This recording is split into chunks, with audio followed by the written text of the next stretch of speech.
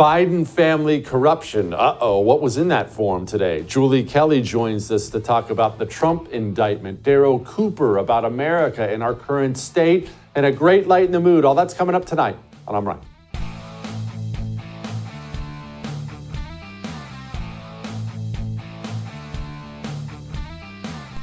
Some things age poorly. Some things age really, really well. And some things, when you look back on them, are very, very revealing, are they not? Joe Biden and the Biden family corruption's all in the news today because of the GOP finally getting to look at that form. And as I learned about the Biden family corruption today, I can't help but think back to this video we've seen so many times. And I had gotten a commitment from Poroshenko and from Yatsenyuk that they would take action against the state prosecutor, and they didn't. So they said they were walking out to press conference. I said, no, I'm not going to, or we're not going to give you the $1 billion. They said, you have no authority. You're not the president. The president said. I said, call him.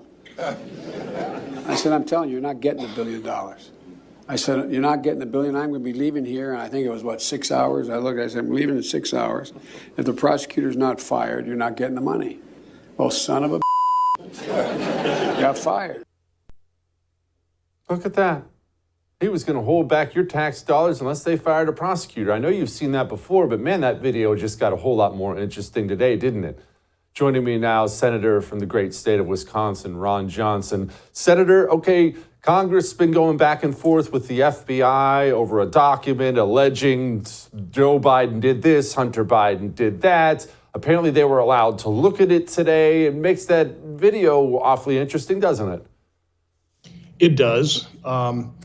Senator Grassley and I, in our investigation in 2021, which was interfered with by the FBI, by the way, we pretty well laid out a vast web of foreign financial entanglements of the Biden family, involving Hunter and James and Sarah Biden as well. Now, what James Comer has done, he's added to that record. Now we know of some schemes in Romania. And now we have this whistleblower coming forward saying about a $5 million transfer. In some way, shape, or form, sounds like a pretty convoluted way it got to Vice President Biden in exchange for some kind of policy consideration. So we don't know. It's an allegation. But I agree with Senator Grassley that one of the questions that need to be answered here: what did the FBI do with this? Because that particular FBI confidential human source form is filled out in June of 2020.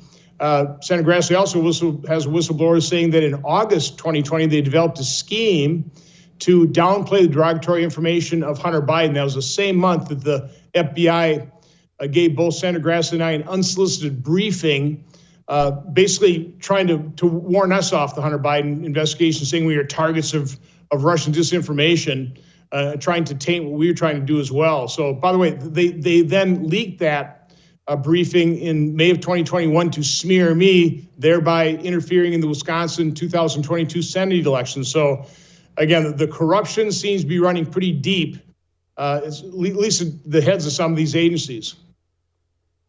Senator, I mean, if you'll forgive me, you're a United States Senator, so is Chuck Grassley. That obviously is an extremely important position. It frightens me how bold they are. It's not like they're picking on me or some Joe Schmo walking down the sidewalk. They're pretty in your face as a United States Senator. What am I supposed to take from that? This is America's preeminent federal law enforcement arm. Clearly they think they're over you? Well, certainly liberals in government are arrogant about their power. It has been, Congress has willingly granted its constitutional authority to the executive branch for decades, I think, quite honestly, to avoid accountability themselves. But our oversight capability has been dramatically reduced because we have very few enforcement mechanisms, and they understand that, and they take advantage of that. And so they don't turn over documents. I had to subpoena Christopher Wray. He didn't give me squat, and this is when he's working for President Trump, and President Trump wanted the information turned over to us, but we still never got it. Now you're seeing what's happening with James Comer as well. So, no, this should trouble every American. The government works for the people. The government should be transparent. The American public deserves to know so much of this information. Now, listen, I understand investigations. You need to keep those things confidential, and there's certain equities there. But in general, government needs to be transparent, and the executive agencies are not. They are not, and you're right, they need to be. So how exactly, give us a blueprint. I understand there's only so much you can do with the Senate being how it is and the President of the United States being who he is. But let's assume those things might change. How do we change this? How do we stop this? If we have a secret police agency in America, America's done. This is not a small thing. It's a nation-ending thing unless this problem is fixed. Well, the blueprint is what we've been following. It just is arduous and takes a long time. But, we did hearings on lowest learners when Obama weaponized the IRS against Tea Party groups. We certainly did our investigation of Hillary Clinton email scandal. We uncovered the FBI exoneration memo and the editing of that memo to exonerate her. We've done our investigation to the corrupt and fraudulent investigation into Trump collusion. So we are investigating these things. The people that do wrong, they try and hide the evidence. They're very good at hiding the evidence, but we expose it. And more information is coming out. More and more of the truth is being exposed. I know, trust me, nobody can out-frustrate me, but we are getting a rather large body of evidence, certainly showing how corrupt the Biden family is, certainly showing how corrupt certain higher-ups in the FBI, Department of Justice, now intelligence committees or community. 51 intelligence officials signing that letter that interfered in our election to a far greater extent than anything Russia ever could have done. So again, this is out in the public domain, but what we have not been able to expose much or certainly have much of an impact on is the mainstream media. They are compliant, they are complicit, and they are corrupt, and they're a bunch of leftists themselves. They advocate for the left, and that's a real problem in democracy. I want a free press, but I want an unbiased free press that holds both sides accountable. The media will hold Republicans accountable, and they'll do everything they can to cover up for Democrats. Yeah, that's a fact.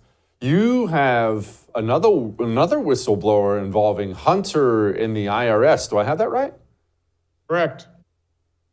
Yeah, so there's a whistleblower that came forward and talked about how the entire investigatory team, the IRS investigatory team on the Hunter Biden tax evasion investigation was pulled off.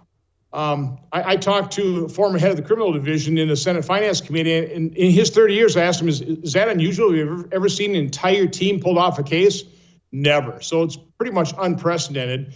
And now we also know that a deputy IRS commissioner sent an email talking about, supposedly they're going to protect people against retaliation if they blew the whistle, but they completely left out what is required, the anti-gag rule, informing the employees of agencies that they have every right to report to Congress, to whistleblow to Congress, waste, fraud, abuse, and corruption.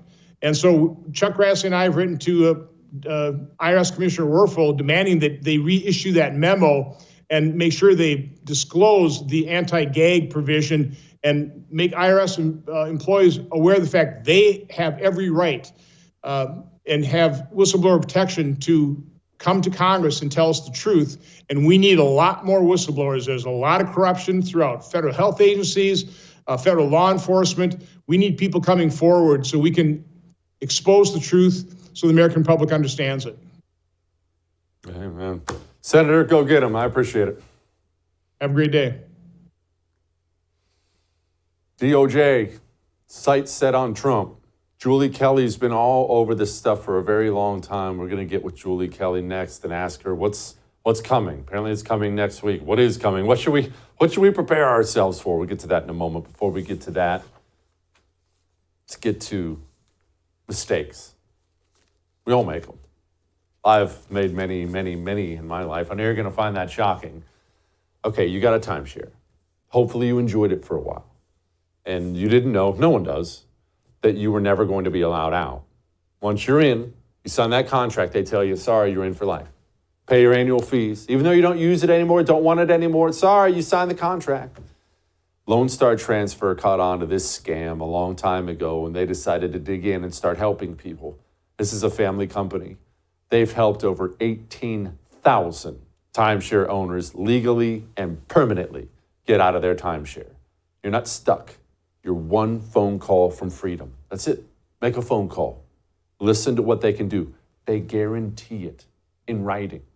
Call 844-310-2646. 844-310-2646. Call them today. You're not stuck. Make the call. We'll be back.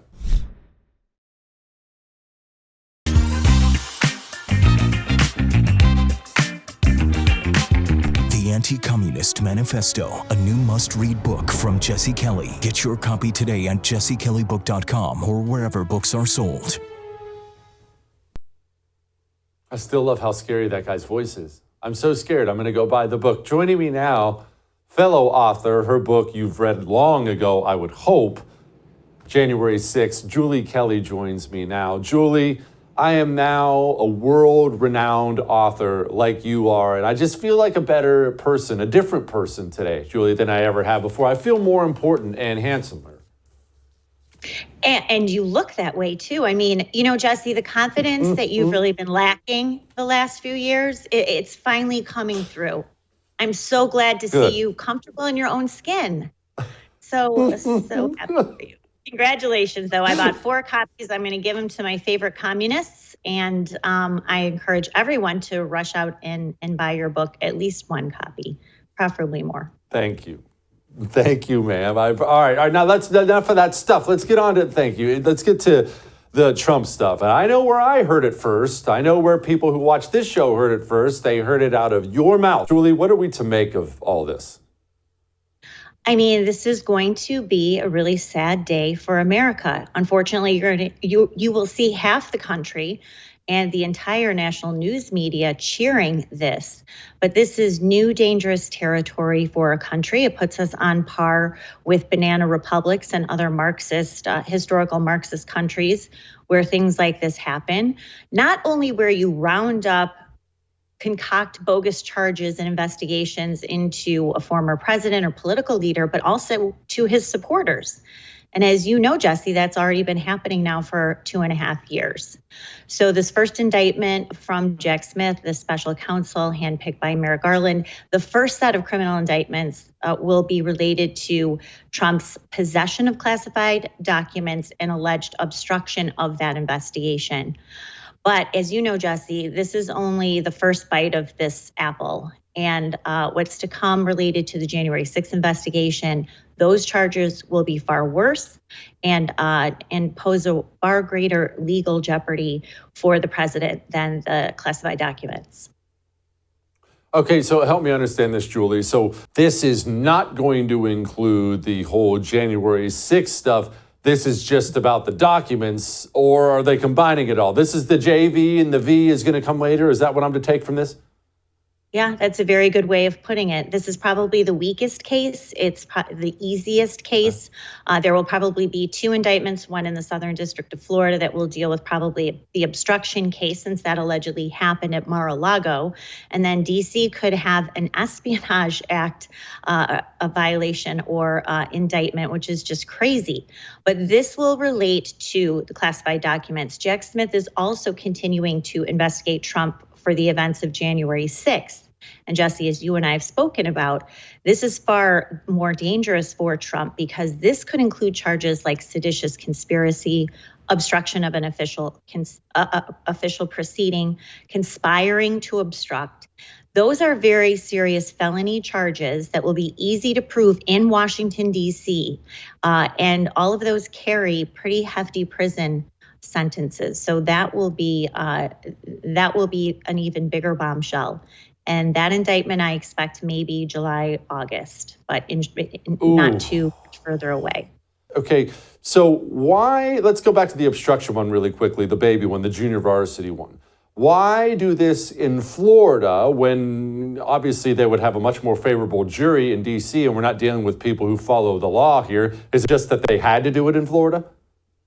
They did, Jesse. What it looks like, and the New York Times was the first outlet to report this Florida grand jury. It looks like Smith kind of stepped into a little snag there, this genius, prosecutor from The Hague. finally realizing that the alleged crime happened in Florida, did not happen in Washington, D.C. So if he brought charges solely out of Washington, D.C., Trump's team would have a very strong legal grounds to object to that venue, arguing that it should have been investigated and prosecuted in Florida. But get this, Jesse, everything did mostly take place in D.C., where, as you know, that court system is nothing but a rubber stamp. So it sounds like they'll just take all the grand jury testimony that they collected in D.C., all of the evidence that the judges allowed, and just read that into the grand jury sitting in Florida. So that's just a whole other scandal in and of itself. But this is how this DOJ operates, especially Jack Smith, because as you know, this is a corrupt and totally unaccountable government agency weaponized against Trump and his voters. Trump's former attorneys are going on TV alleging, well, here they are. I witnessed a lot of misconduct. I was really stunned by what I saw in the grand jury room by the conduct of the prosecutors. You know, they made many attempts to try to get at privileged communications. They would ask me about conversations with my client. They would make improper references to the jury, trying to mislead them about that. At one point, it got to the level where, you know, they're asking me this again, and then they'll turn to the grand jury and they say, so you're refusing to provide this information? Like, no, I'm not refusing to provide. The ethical rules prohibit me. Even if the answer to this question is helpful, I'm not allowed to give it. And I turned to the jury and I said, and she knows it. She knows that it's an improper question. It's an improper inference. What the heck's he talking about? Well, he's talking, of course, about a grand jury in Washington, D.C. Now, Jesse, grand juries are made up of the same voters that a regular jury is made up of. So this is a city that's almost 100% Democratic who are listening to this. So he's talking about whoever the federal prosecutor is tied to Jack Smith's team. Of course, anyone who testifies or is a witness does not have their own legal counsel in the room. This is a totally one-sided operation. And unfortunately, the grand jury process has also been corrupted in this country as well, cannot be trusted. And that's a reason why. You know, Jesse, back in the day, if a reporter had heard something like that, an accusation, they would be all over the place trying to find out who their prosecutor was, whether there was any quid pro quo for, say, a judgeship, if a witness said what the prosecution wanted. But of course, that's not the case because the media is as invested in these indictments against Donald Trump than Joe Biden's regime and this Department of Justice. All right, finally, I want to get to this story you have in American Greatness, which was eye-opening about the DOJ protecting Ray Epps. Explain. Right. So I interviewed Ryan Samsel, who has been in jail, Jesse, almost 2.5 years as DOJ delays his trial. He was the man who Ray Epps, you might recall at that first breach point, he whispered in Ryan Samsel's ear. Ryan Samsel and Ray Epps claim, or Ryan Samsel initially said to the FBI that, he was trying to calm down the situation. But what Ryan Samsel told me last week on the phone is that Ray Epps said to him, don't pull, we've got more people, we need to push through. But he definitely said something to Ryan at that point. If people will watch that video, it does not look like he was saying calm down or someone who's using the body language, hey, calm down.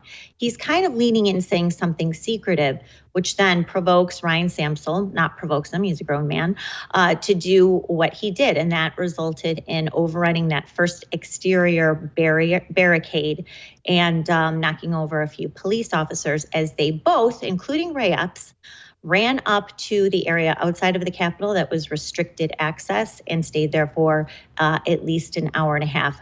More questions as to why Ray Epps is being protected and still is uncharged to this day. Yeah, I can't imagine why that would be. Julie Kelly, thank you, ma'am. Keep us posted. Congratulations on the book.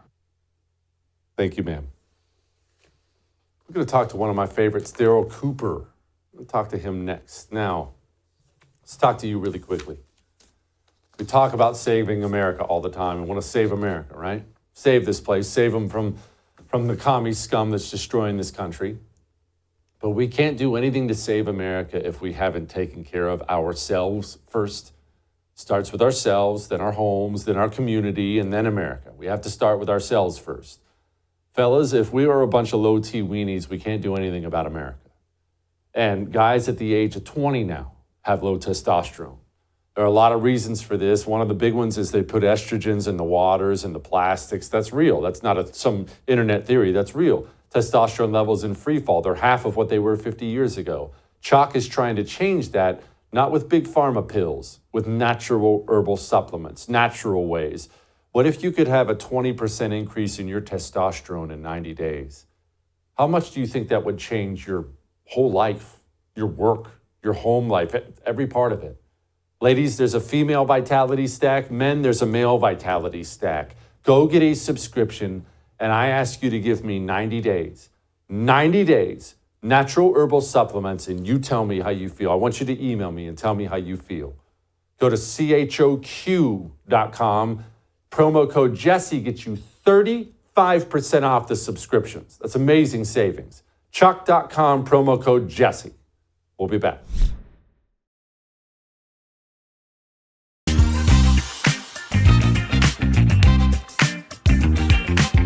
People ask me sometimes what I listen to. Jesse, what do you listen to? Because I do TV and radio. And I'll be honest with you, I don't listen to a lot of political stuff just because I talk about that stuff all day long. And in my spare time, I prefer history and interesting historical perspectives. Probably my favorite podcast is the MartyrMade podcast. You want to listen to what I listen to? I listen to Darryl Cooper. Joining me now, my buddy Darryl Cooper, who does the MartyrMade podcast. Darryl, I'll tell you something. You said something a while ago that hit me hard. It really, really hit me hard. And I'm paraphrasing here. I'm going to screw it up, so bear with me a moment. But you were talking about how hard it hit you that you had spent most of your adult life being a patriot and loving your country and fighting for your country. And now, as you look at the global filth America spreads around there, that you realize that your country actually, in its present form, is actually one of the forces of evil in the world. And man, that's so freaking true. And it guts me, man. Yeah, I think it guts all of us, Jesse. It's good to talk to you, by the way. I grew up in a family of veterans. I'm a veteran myself, and I did 10 more years as a civilian engineer for the DOD. It's in my blood to wave the American flag. And it's very sad to see that with the regime that's in control in America right now, that not only our own society is being poisoned by this ideology, but that we are really the fountainhead of degeneracy and degradation around the world. I talked to a friend in Latvia, a Latvian journalist who, just like a lot of the Balts and Eastern Europeans, they all hate Russians and they're all very pro-Ukraine. And I asked him, I said, you do realize that we're not going to stop at Ukraine. Like you are going to flood your country with migrants. You are going to embrace the sexual revolution. You're going to do all of the things that our left-wing regime over here demands of all of its quote unquote allies. There was a New York Times article recently that I can't remember the exact headline, but it was something like Poland isn't the ally that we think they are. And it was not because they don't support us geopolitically. Nobody stands by us more firmly geopolitically than Poland, but because they don't they don't want to replace their population with migrants from the Middle East. They are slow rolling the sexual revolution. And that is enough for the people who write and read the New York Times to make you a questionable ally. Yeah, Darryl, how did it happen so fast? Or let me ask you a question. I don't even know if I want you to answer. Was it like this when we were serving and we just didn't care, didn't know, we were naive? I think there's obviously been an acceleration, right? I don't think anybody can. I was talking to my wife today about how back in the 1990s, if you remember Tipper Gore and everything, they had the big hullabaloo over rap lyrics, and because you had Two Live Crew putting out some of the infamous songs, and they put the little labels, parental advisory recommended on CDs after that. And you look back at that time now, they play the lyrics that they were concerned about and trying to ban back just in the 90s. They play that stuff on the radio now, uncensored. And so, the people, the good people in the middle of our society, of any society, are the ones who hold it together. The salt of the earth people who want to grill and go to work and take care of their families. that's the core population in any society. And, since maybe the 1960s, 1970s, those people have had their communities broken up. They've had their minds poisoned ideologically, and people look around and they don't see anything really worth defending. And so they don't do it. I live here in California. I can tell you, every conservative I know in California, nobody is talking about how do we rejuvenate the California GOP? How do we organize to start doing things that we want to do in the local schools? Or everybody is just looking at it in terms of how the hell do I get out of here?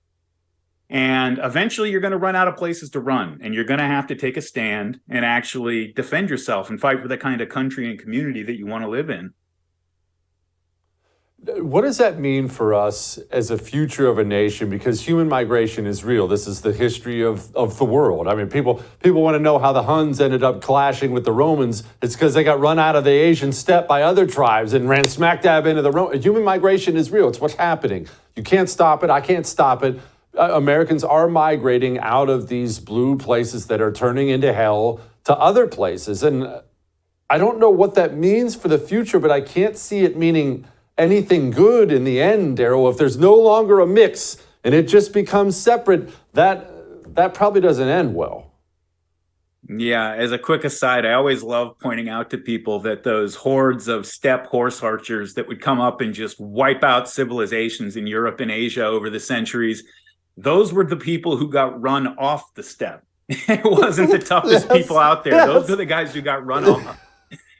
And, yeah, of course, people are sorting themselves out in this country. And it was something that you really didn't have to do for most of our history, because we had a tradition of ideological tolerance and openness and freedom of association so that you could live in a left-wing city and be a conservative person. And it wasn't going to affect your job. It wasn't going to be a huge problem at your kid's school or anything like that. You could live your life, and your neighbors could disagree with you, and you could have dinner together and discuss it. Obviously, people have been radicalized. You look at the cloud maps on graphs of how people have moved ideologically. Republicans have moved, especially socially, a little bit to the right.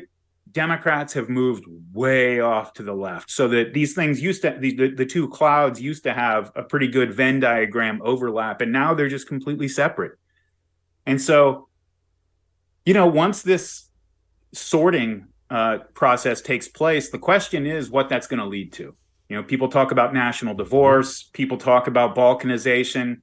I would love to tell you, Jesse, that we've got a good chance at reforming the federal government and changing the nature of the federal regime. I don't have a lot of faith that that's going to happen until this current system, whatever you want to call it, falls apart. But what you can do is you can talk to the people in your local community, depending on what state you live on, in your county or your state. And there is still a great deal of constitutional authority that you can exercise if you're organized, that will let you defend yourself and have the kind of local community that you want to. An institution like a county sheriff, for example. A county sheriff has a tremendous amount of constitutional power if he knows how and wants to exercise it. And if people get together, nobody participates in local politics. I lived up in Los Angeles until a few years ago, and an average city council election, 8% of the people, of eligible voters, would turn out to vote. What that means is you and a small number of very motivated people actually can make a difference in your local community, and set that up in a way that there are people who are in the government who are actually going to defend you when the regime comes knocking. Yeah, look, we just recently had a city council election in my town, and I remember showing up to vote on election day, a Saturday. Nobody's working on a Saturday at a church. It was me and one old guy in there voting, and I found out at the end there were less than 2,000 votes in total, and I was flabbergasted. Darryl, I was just flabbergasted. We talk about, Trump and DeSantis and Biden and all these things, and we can't be bothered on a Saturday to mosey down to the local church and press a button on a computer. Maybe we don't deserve to recover. Well, but I'll tell you, that's good. That's obviously bad news when you see something like that, but that's our opportunity as well, because it means that there are these local institutions that are ripe for being taken over by people who actually care about maintaining civil society in their communities.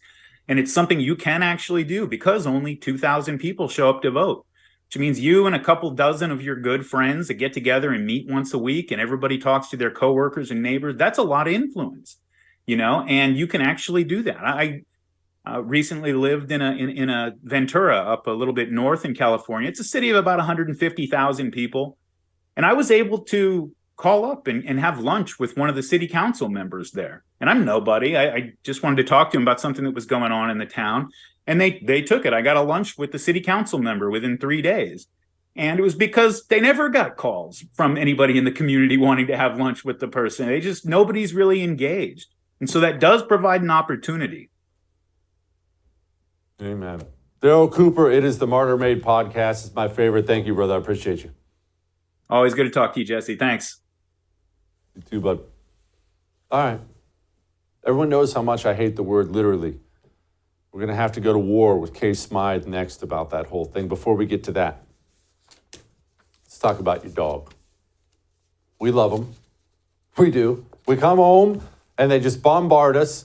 If my dog doesn't get greeted by me, Fred, if I walk in and I don't greet Fred first, because the wife and kids will come over, and I'm kissing the wife and hugging the kids, and if Fred doesn't get attention within 20 seconds of me walking in the door, he's now developed this habit. He can't take it anymore. He'll jump up and kind of hit me with his paws saying, please love me.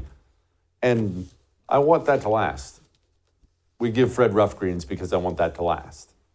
We pour it on his food. We don't replace his dog food, but we know that his dog food is dead. Your dog's food is dead. That's why it's brown. There's no nutrition in it. It's empty calories. Your dog has never had nutrition. Isn't that crazy to think about?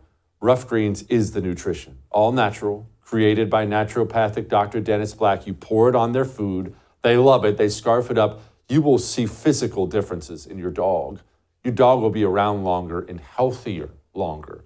I give him Rough Greens because I want Fred around. That's all. Jumping up and annoying me 10 years from now. Free Jumpstart trial bags. roughgreens.com/Jesse, all right? roughgreens.com/Jesse, or you can call them 833-33-MY-DOG. We'll be back.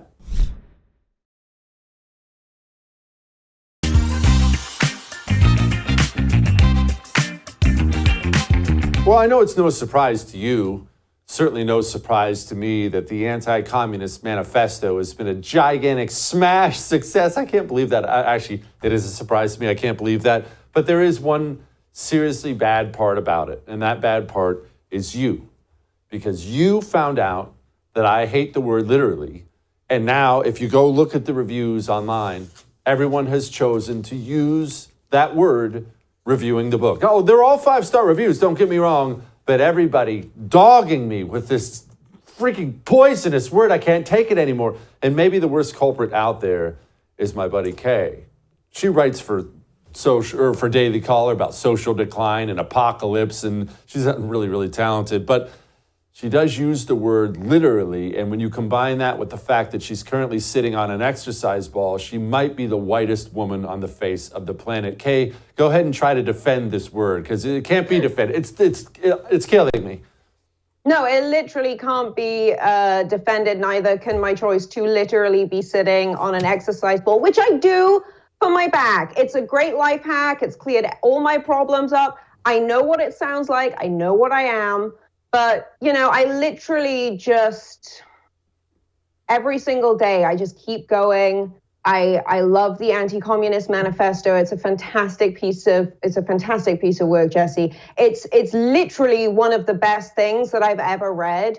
And the fact that you hate the word literally so much just makes it even better, because now I get to enjoy both the work that you've done, but also driving you nuts, which is probably my second favorite thing to do in the whole world, other than use the word literally.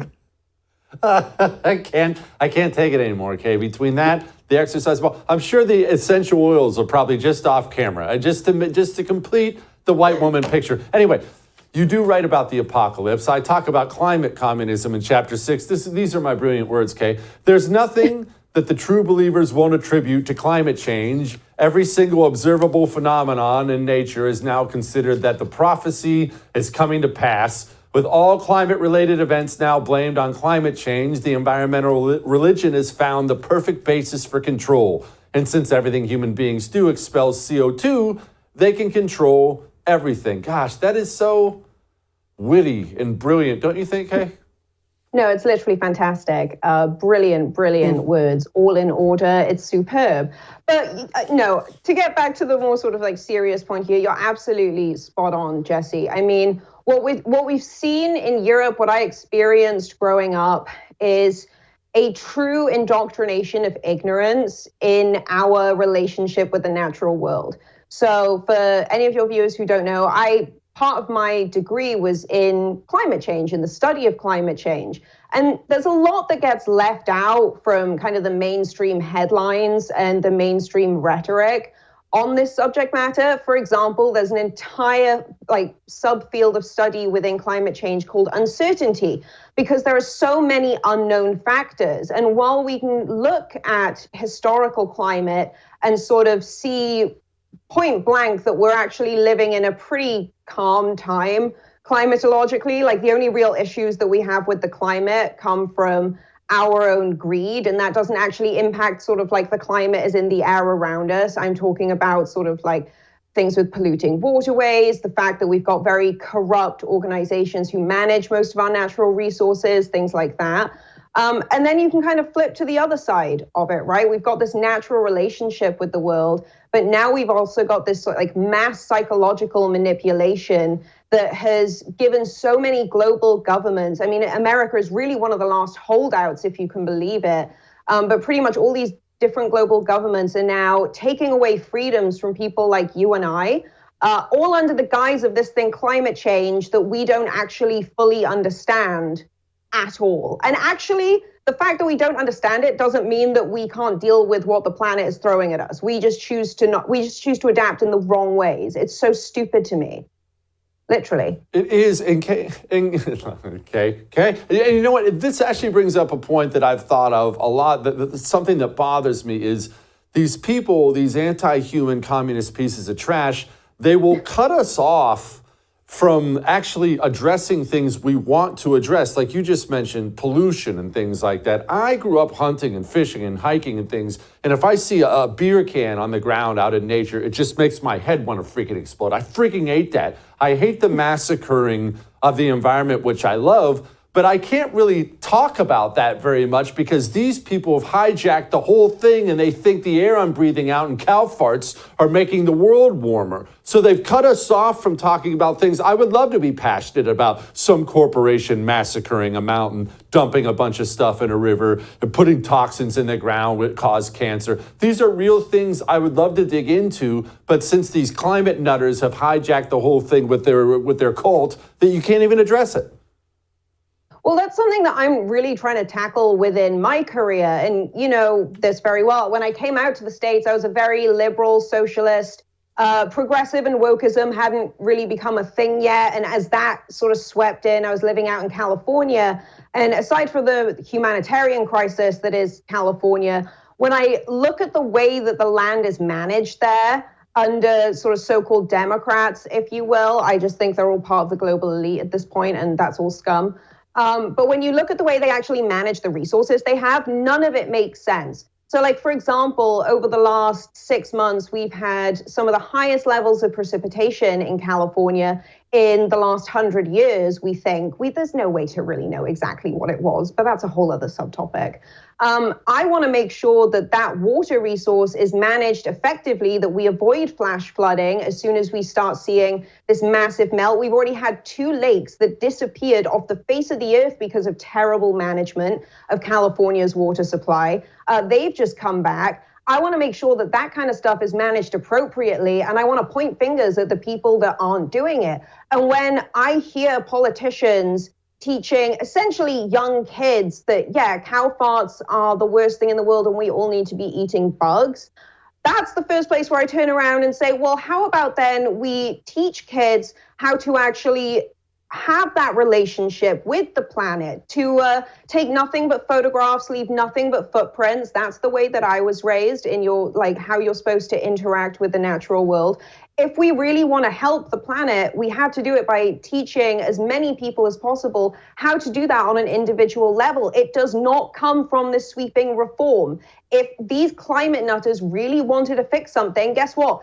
We'd have no new stuff. No new stuff would come about. We would recycle everything that we have. We'd have no electric vehicles because they contribute more to climate change and to the slave trade than any other field, basically, of industry. I mean, I could go on. There are so many practical solutions that we're not teaching people about that are so attainable, but it means removing power from these people who 90% of Americans, 99% of Americans are dependent upon. Something happened tomorrow, Jesse, you and I would know how to live at one with nature. We know how to go out, we know how to grow things, we know how to kill things, we know how to provide for our family. Most people don't know how to do that. And that's what keeps making these globalists even more wealthy. And that's why they're going to keep pushing that sort of like, we're all in this together to fight climate change. Literally couldn't fight it if we wanted to, but okay. Anyway, stop me. Otherwise, I'm going to keep going on because this is my bread and butter, literally.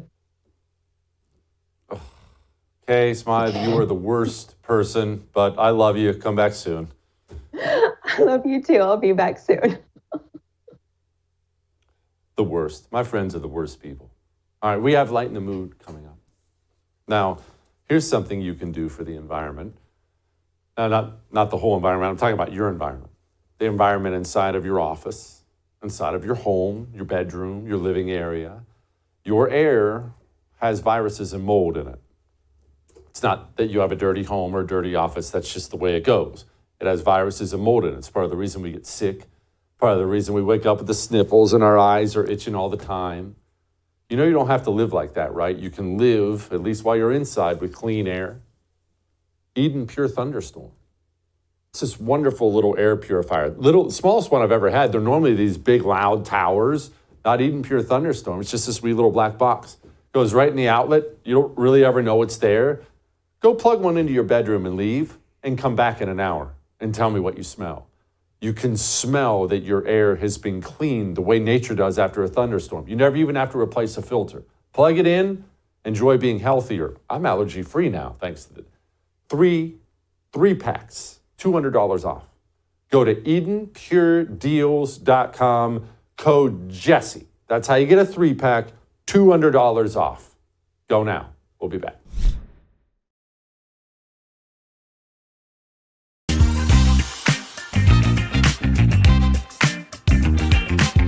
All right, it's time to lighten the mood.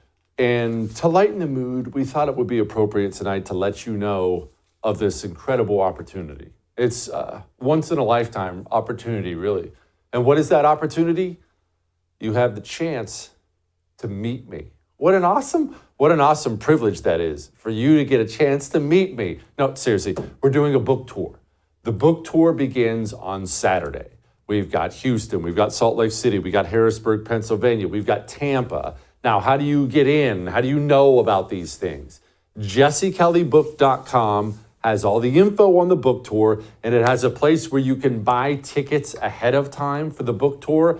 That's not required, but it very much is encouraged. The problem is so many of you are coming, the bookstores aren't going to get enough books in. They are already overwhelmed. They did not realize these things were going to be as popular as they are. So go get your ticket so they know how to prepare. JesseKellyBook.com, get your ticket. I hope to see you out there, and we will have a good time, all right? I'll see you.